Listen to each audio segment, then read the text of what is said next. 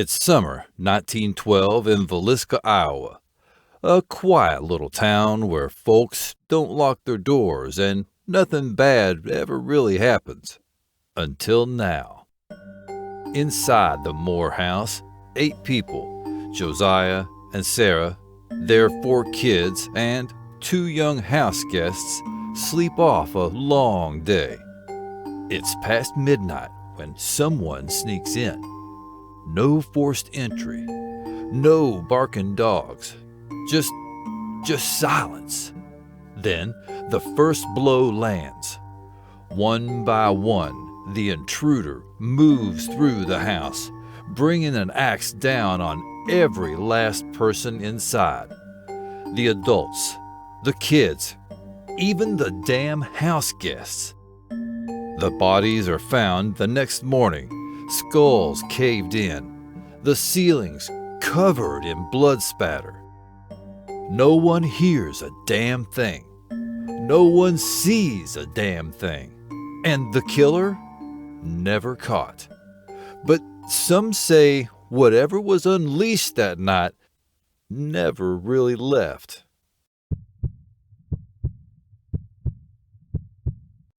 All right, let's get one thing straight. This ain't your typical haunted house story. This isn't some corny-ass urban legend cooked up to scare kids at sleepovers.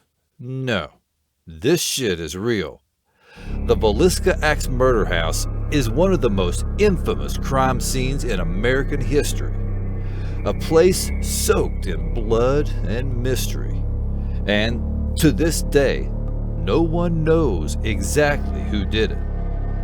8 people, 2 adults, 6 kids, slaughtered in their sleep. The crime was so vicious that some of their faces were completely unrecognizable. And as if that wasn't bad enough, the pussy that did it, they just poof, vanished. No arrests, no justice, just a house left behind stained with something dark. And here's where shit gets even weirder. People say the dead never left. Ghost hunters, skeptics, random visitors looking for a thrill. Damn near everyone who steps inside comes out with a story. Voices whisper from empty rooms. Shadows creep across hallways. And some unlucky folks have even been scratched or pushed by something unseen. So what the hell happened in that house? Is it the lingering energy of a crime so violent it refuses to fade? Or is there something else, something worse, lurking in the dark?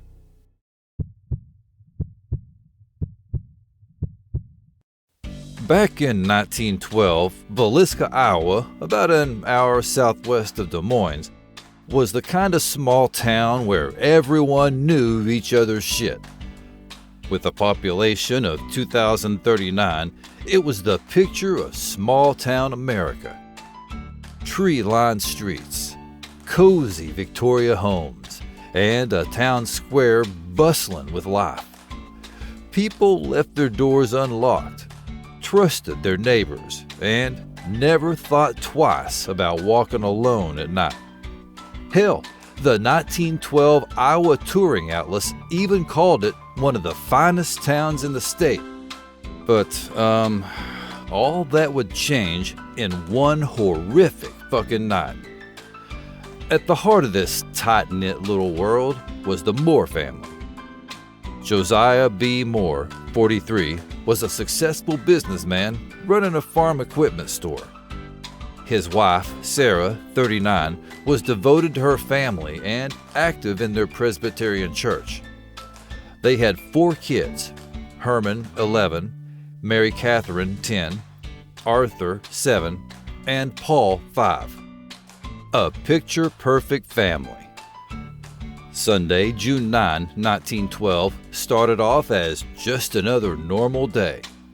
The Moores were well known and well liked in Villisca. They religiously went to church. On this day, attending the Children's Day program that Sarah had helped organize. Mary Catherine invited two friends, Ina May, 8, and Lena Stillinger, 12, to stay the night. Around 9:45 to 10 p.m., they all returned home completely unaware that some sick fuck was about to destroy their lives. Sometime between midnight and 5 a.m., this deranged asshole crawled out of hiding. They had been waiting in the attic for everyone to go to sleep. Armed with Josiah's own axe, this psycho went to work. They grabbed an oil lamp from a table, set it to burn so low they could barely see. This monster is creeping through the house with a lamp in one hand and an axe in the other. Fuck! This coward, without a doubt, knew the home's layout. They slipped past the room with the kids and straight into Josiah and Sarah's bedroom.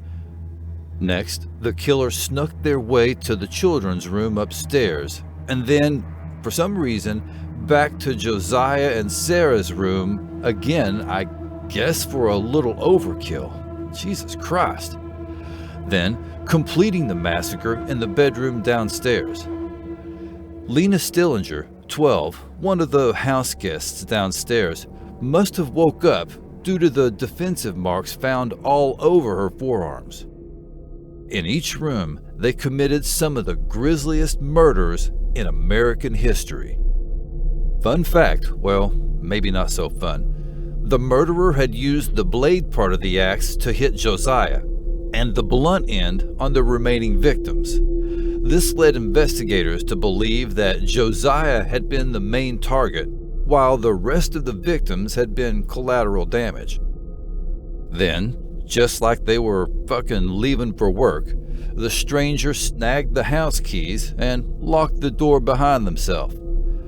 The Villisca Axe murders happened fast, but as the world was about to find out, they were incredibly horrendous. The next morning, June 10, neighbor Mary Peckham noticed something was off. The Moores hadn't come outside to do their morning chores, and the house was eerily silent. After knocking and hollering and getting no response, she tried the door, but it was locked. She called Josiah's brother Ross, and he came over with a spare key. When Ross walked inside, he stumbled into a goddamn horror show. The crime scene was a fucking nightmare. Blood splattered the walls, and the ceilings had gouge marks from the force of the axe swings. Whoever did this shit was twisted. They left a 4-pound slab of bacon and an unknown keychain next to Josiah's axe on the kitchen table, and even took the time to clean up in a bowl of bloody-ass water. And then, with no fucks given, took a seat and had a meal. After they had their fill, the killer performed some kind of weird fucking ritual. They covered the parents' heads with sheets and the children's faces with clothing. Next, they went through every room in the house and covered all the mirrors and windows with rags and towels. Josiah had been cracked with the axe a minimum 30 times. His eyes were completely missing. The faces of the parents and the children were nothing but raw flesh. Blood and bodies were everywhere. Ross bolted out, nearly puking, and got the sheriff. Henry Horton, the town marshal, responded and processed the scene. This being so big of a murder scene, he needed outside state help. As you can probably guess, some morbid fuckers wanted to see what happened. For some reason, Henry allowed them to walk around and look. Word got out about it through a citywide phone call, kinda like an Amber Alert. Overwhelmingly quick, about 100 or so nosy-ass Mrs. Kravitzes had already traipsed into the house, oohing over the dead bodies and trampled through evidence like a bunch of dumbasses. Some twisted fuckers even took pieces of Josiah's skull as souvenirs. It's probably on eBay. I wouldn't be surprised. The investigation was a complete shit show from the start. With no forensic science like we have today, they had fuck all to work with. Bloodhounds were brought in, but they didn't pick up on shit. 2 cigarettes found in the attic showed that the killer waited in the attic for the family to come home.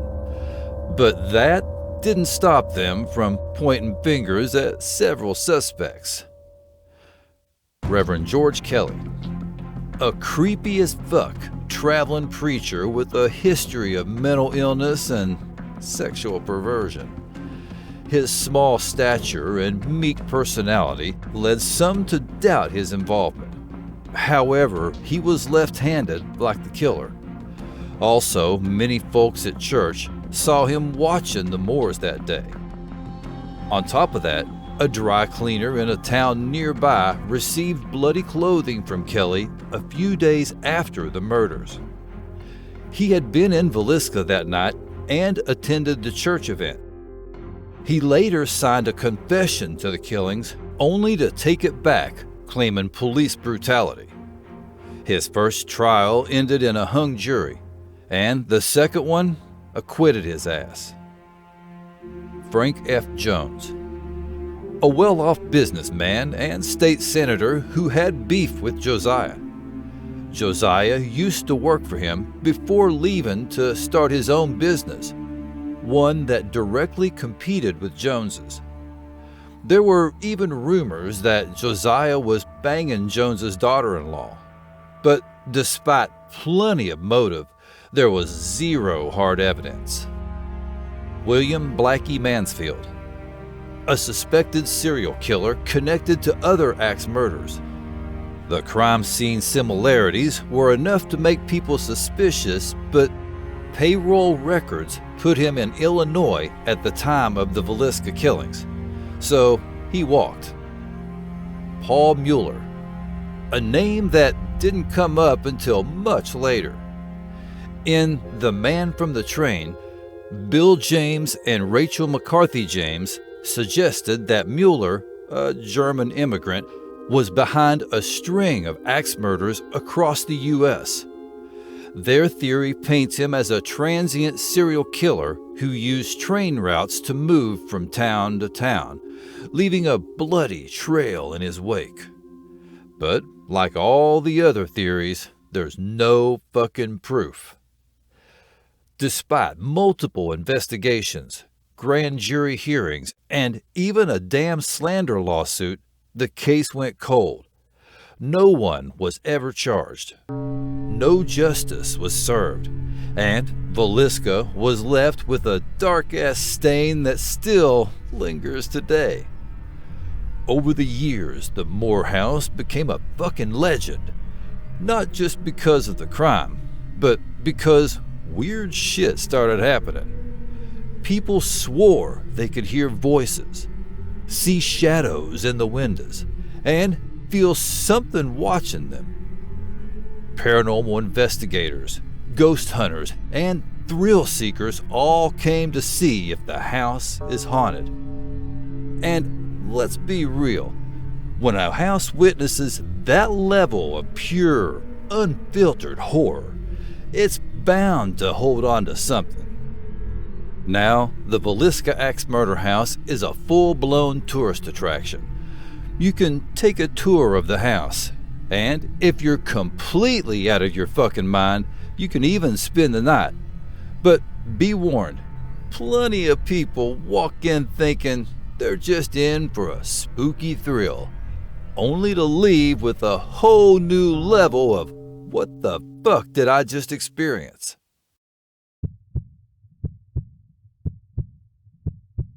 All right, let's dive into the spooky, creepy shit that's been going down at the Villisca Axe Murder House.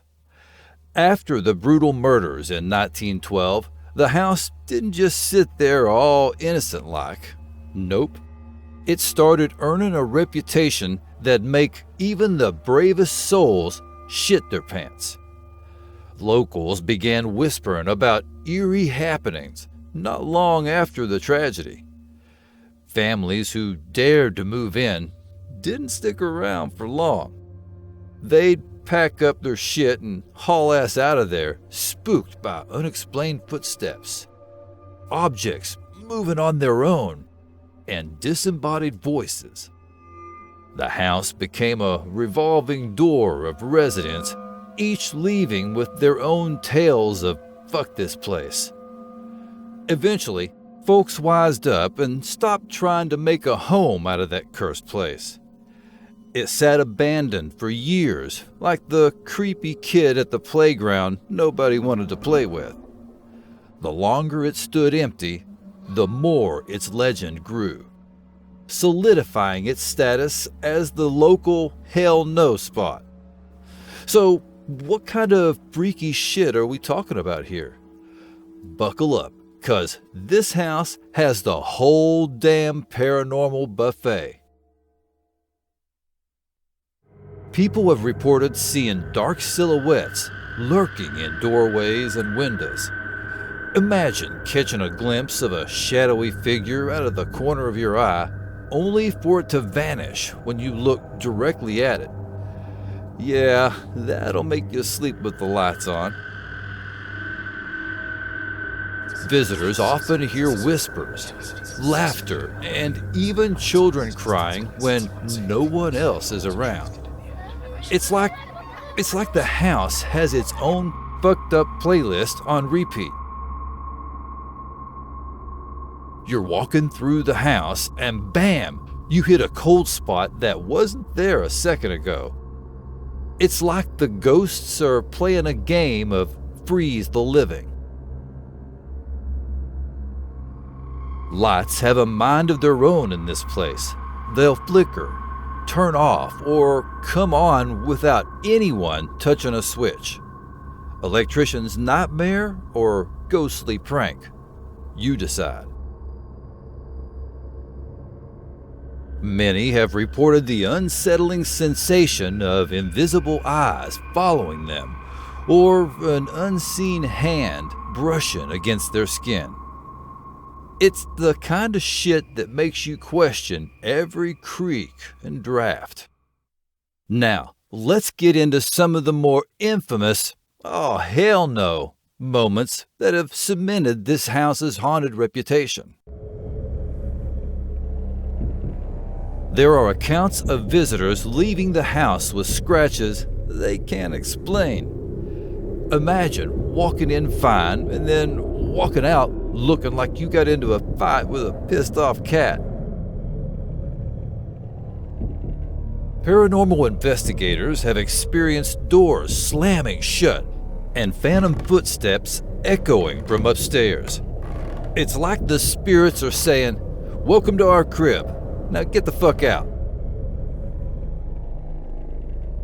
A rocking chair slowly moving in an empty room? Check. Balls rolling across the floor with no incline? You bet. This house has all the classic nope factors. This room is the epicenter of creepy. Toys are said to move on their own, and visitors often report hearing a little girl's voice, sometimes captured on recordings. It's like a scene straight out of a horror flick. For those who think evidence or it didn't happen, the Villisca Axe Murder House has plenty of audio evidence to make you reconsider your skepticism. Responsive EVPs. Paranormal investigators have captured electronic voice phenomena, EVPs, where voices respond directly to questions. In one of the videos I've watched, the ghost investigators had about a 10-minute conversation with something. It was a fucking trip. Name calling and warnings. Some EVPs have recorded voices whispering visitors' names or telling them to leave. Nothing like a ghostly, get the fuck out, to make you rethink your life choices. Unexplained sounds. Recordings have picked up unexplained banging noises and what sounds like an axe hitting wood. Given the house's history, that's some seriously fucked up auditory evidence. In conclusion, the Villisca Axe Murder House isn't just some run-of-the-mill haunted attraction where people throw on cheap costumes and jump out at you for a scare. Fuck no. This place has some real sinister shit going on. For over 100 years, people have walked into this house and walked right the fuck back out, rattled to their damn core. It's like the walls soaked up all the fear, pain, and horror from that night in 1912, and they've been replaying it ever since, just waiting for someone dumb enough to step inside. And people do step inside. Paranormal investigators, ghost hunting thrill seekers, even skeptics looking to prove the whole thing is bullshit. But time and time again, they come away with experiences that can't be explained. From EVPs whispering names to poltergeist activity that sends doors slamming shut, this place doesn't need your belief. It'll make a believer out of you, whether you fucking like it or not. So, yeah, the Villisca Axe Murder House isn't just haunted. It's infested with something dark.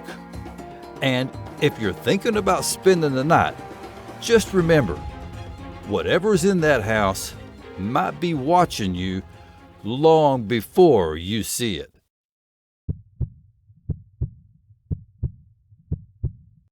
So, what the fuck is actually going on inside the Villisca Axe Murder House? Why does this place seem to ooze pure nightmare fuel? Well, like any good haunting, there are a shitload of theories. Some that make sense, and others that dive straight into the deep end of crazy. One of the most popular explanations is residual energy. Think of it like a tape on repeat.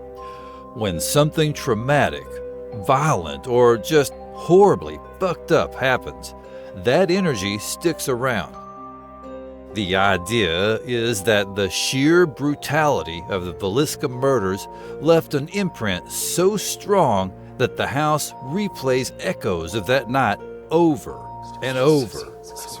Those disembodied voices, the sounds of footsteps creeping upstairs, the feeling of being watched. If this theory is right, none of it is intelligent. It's just a horror movie on loop, forever replaying June 9, 1912, and trapping anyone who steps inside its grim retelling.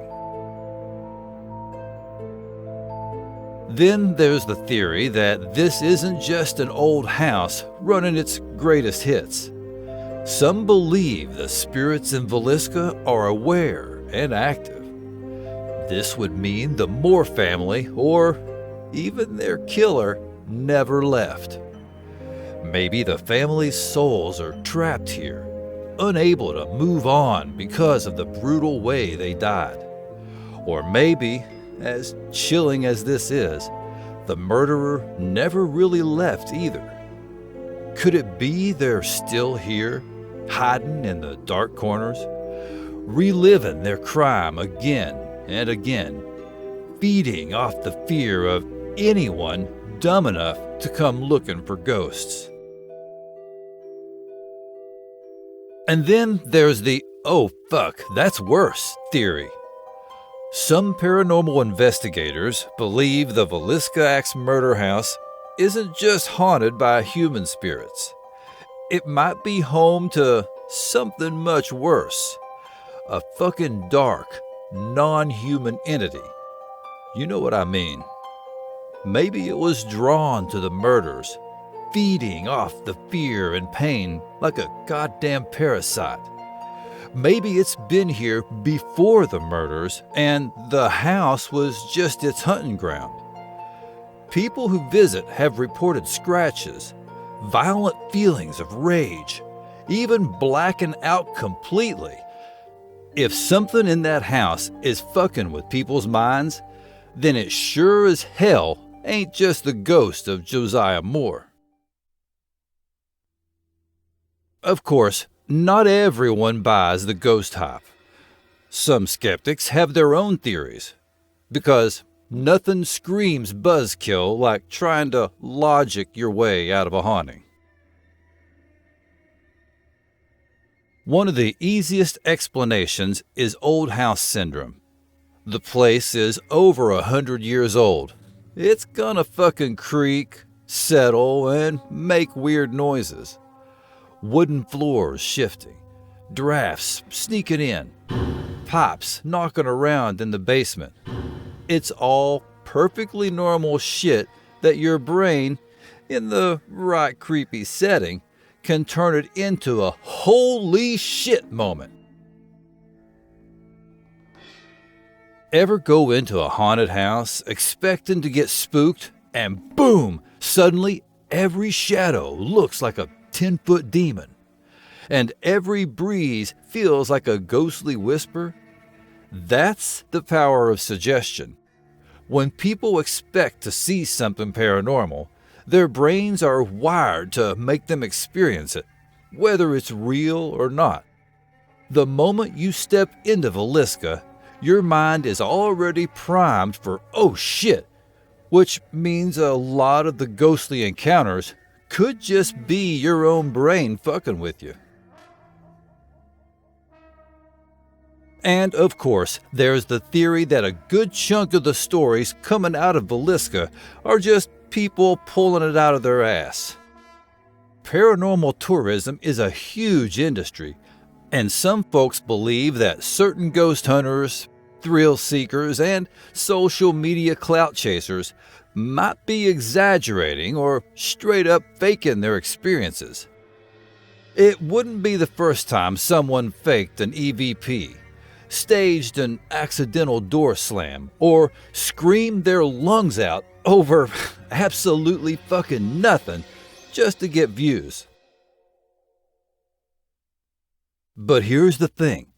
Even with all the skeptics screaming, "It's just your imagination," some shit that's happened in Villisca is fucking hard to explain away.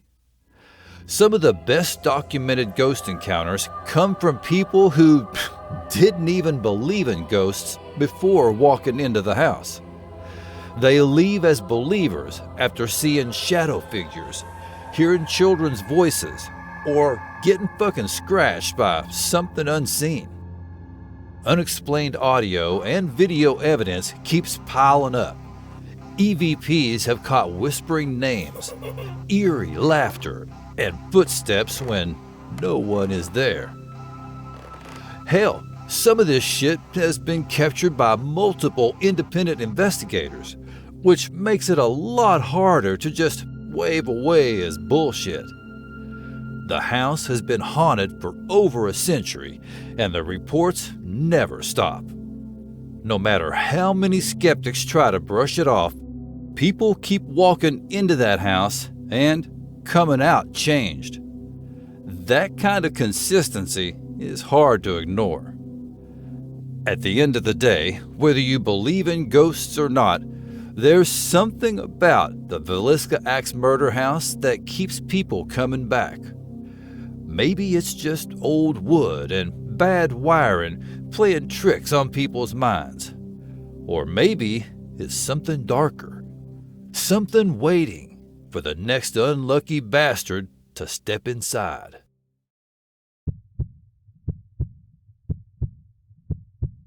So here we are, over 100 years later, and the Villisca Axe Murder House still refuses to fade into history. It's not just some forgotten crime scene. It's alive in the worst fucking way. People from all over the world visit this place, hoping to catch a glimpse of some weird shit. Ghost hunters, skeptics, thrill seekers, they all walk through that door thinking they're ready. But the ones who leave shaken, the ones who fucking know something is in there, aren't so sure anymore. This house isn't just famous because of the brutal murders.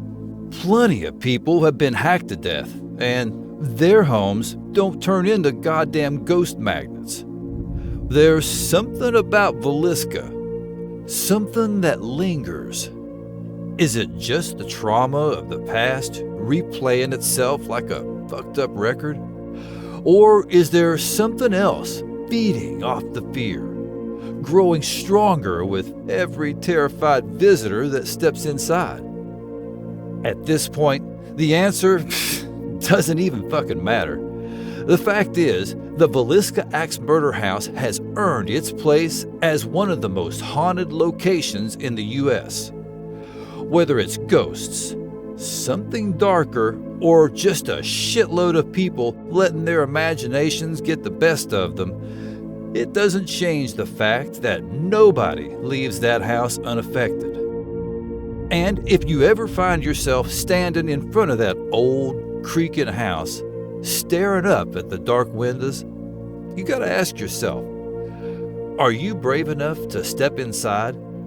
And more importantly, if you do, will you come out the same? If this video creeped you the fuck out, tap that like button and subscribe. That way you won't miss out on more of my fucked up commentary. And besides, I really do appreciate it. I'm going to start making videos about ghosts and haunted houses for a bit. I had a lot of fun with this. I'll come back to cryptids, don't you worry. By the way, would you spend the night in the Villisca Murder House? Let me know in the comments. FYI, it's $200 for a room, pick your victim, or $600 for the whole house. I'll leave a link in the description. And if you really want to do me a solid, click on that like button just below the title and become part of my YouTube membership.